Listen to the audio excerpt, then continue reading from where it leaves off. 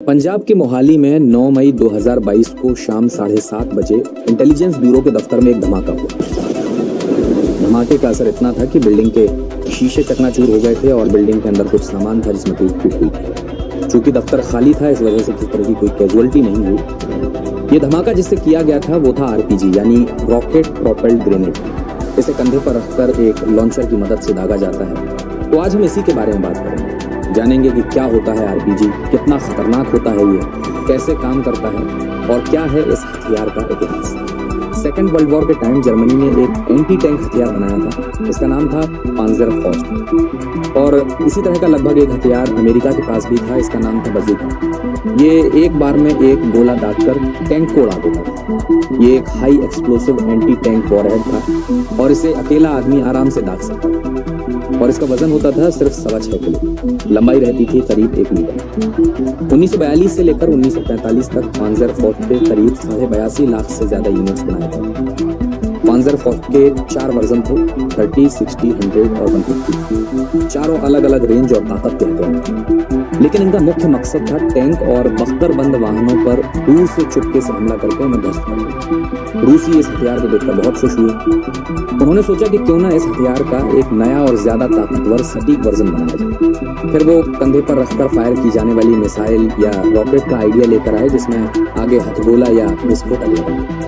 रूस ने RPG-2 करके एक नया प्रोग्राम शुरू किया। इसमें उन्होंने अलग अलग आकार के वॉरहेड के साथ आरपीजी बनाना शुरू किया, क्योंकि आरपीजी से छूटने वाले ग्रेनेड का आकार बहुत जरूरी था। और इसमें सबसे पसंदीदा जो आकार था वो था नुकीले कोने वाला लंबा गोलाकार वॉरहेड। ये एक तरह का high explosive anti tank warhead होता है जो टैंक की मोटी मेटल की चादर को भी पिघला देता है और फिर उसके साथ ही जबरदस्त धमाका करता है। तो ये आरपीजी काम कैसे करता है, इनके फटने की वजह क्या होती है? आरपीजी जो होता है रॉकेट प्रोपेल्ड ग्रेनेड, पहले हम लोग हाथ से ग्रेनेड फेंकते थे बट दूरी कम हो जाती थी और फिर उसमें कई बार खतरा भी होता था कि आदमी उठा और सामने वाले ने गोली मार दी। आरपीजी में ये होता है कि आप चट्टानों के बीच में एक छोटे से छेद में लगा करके भी फायर कर सकते हैं उसको, आपको बाहर आने की जरूरत नहीं। मुद्दा ये आता है कि ये चलता कैसे है, काम कैसे करता है। 2 तरीके की टेक्निक काम करती है। पहली तो जैसे आमतौर पर पिस्तौल या बंदूक या रिवॉल्वर जो होते हैं उनकी जो टेक्निक है, एक ट्रिगर होता है, हैमर होता है। ट्रिगर आप पुल करते हैं, हैमर जा करके कारतूस के प्राइम पे लगता है जो पीछे एक पतला सा कैप होता है। वो प्राइम में स्पार्क होता है, बारूद में आग लगती है।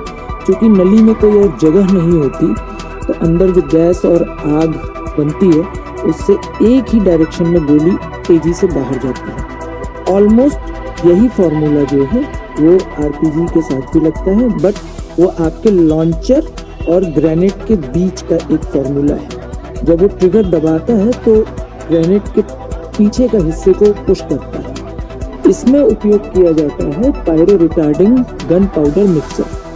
अब जैसे ही दबाव बना, अब ये pyro retarding gunpowder mixture जो है ये फायरिंग के लिए नहीं होता। ये जब आरपीजी कहीं जाकर के ग्रेनेड जो है वो कहीं जाकर के टकराता है तब वो एक्टिव होता है। प्रेशर जो क्रिएट होता है पीछे के प्रेशर से, तो उसने स्पीड पकड़ी, थोड़ी सी आग लगी और आगे बढ़ा।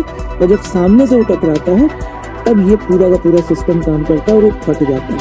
तो ये 2 तरीके हैं जिनको मिला करके पूरा का पूरा एक आरपीजी काम करता है। रूस का RPG-2 प्रोग्राम अब तक RPG-30 तक पहुंच गया है। कुछ आरपीजी ऐसे होते हैं जिन्हें दोबारा लोड किया जा सकता है। आमतौर पर आरपीजी सामने से लोड किए जाते हैं। इनकी रेंज अधिकतम 700 मीटर तक होती है। इनमें सबसे ज्यादा फेमस है RPG-7। ये RPG-7 दुनिया भर के कई पैदल सैनिकों और गुरिल्लाओं का पसंदीदा हथियार है। साल 2021 में सुरक्षा बलों के साथ जम्मू कश्मीर के कुलगाम में आतंकवादियों की एक मुठभेड़ हुई थी और इस दौरान एक पाकिस्तानी आतंकी मारा गया था जिसका नाम था उस्मान। उसके पास से RPG-7 बरामद किया गया। तो इस RPG-7 की खासियत क्या है?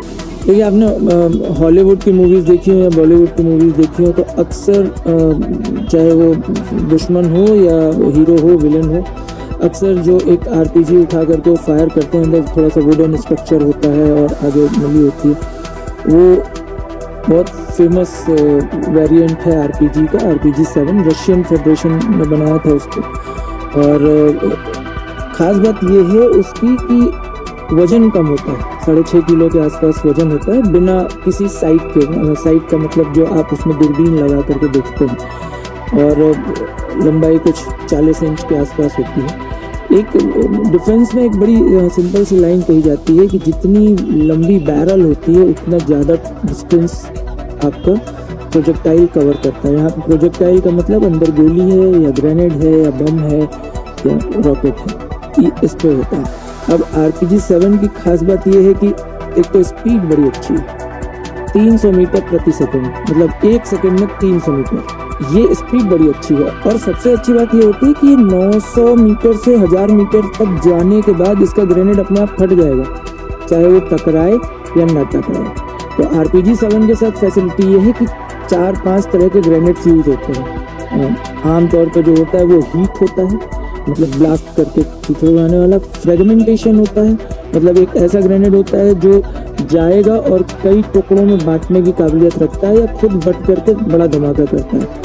फिर एक टेंडम हीट होता है। टेंडम हीट का मतलब हो गया कि जाके लगेगा धमाका होगा, वहाँ के आसपास की सारी चीज़ें पिघल जाएंगी। तो इस तरह के और भी कई वेरिएंट्स हैं जिनका लगातार ट्रायल हो रहा है। ये हेलीकॉप्टर से भी यूज़ कर सकते हैं, इनका यूज़ पैराट्रूपर्स भी करते हैं। वो हेलीकॉप्टर से कूदेंगे, वहीं से कूदते कूदते हवा से ही फायर कर देंगे। तो RPG-7 के भी बड़े ढेर सारे वेरिएंट्स आ चुके हैं। जर्मनी ने बनाया था, बट रशिया ने इसको डेवलप करके, और करीब अभी 100 से ज़्यादा देशों में RPG का यूज़ किया जा रहा है। और जहाँ तक मेरी जानकारी 90 लाख के आसपास RPGs पूरी दुनिया में मौजूद है। RPG जैसा हथियार छोटे मोटे अपराधियों के पास नहीं होता। आमतौर पर इसका उपयोग police, commando force, ATS, military, special forces या फिर आतंकी करते हैं। आतंकवाद या विद्रोही गुटों से पीड़ित देशों में इसकी कालाबाजारी भी खूब होती है। तभी तो मोहाली में जब ये RPG अटैक हुआ तो इसे लेकर ये अटकलें लगाई गई थी कि ये किसी आतंकी या विद्रोही संगठन का काम हो सकता है। और कहा तो ये तक गया था कि ये तालिबान ने पाकिस्तान के रास्ते भारत भिजवाया। फिलहाल RPG से जुड़ी ये जानकारी आपको कैसी लगी?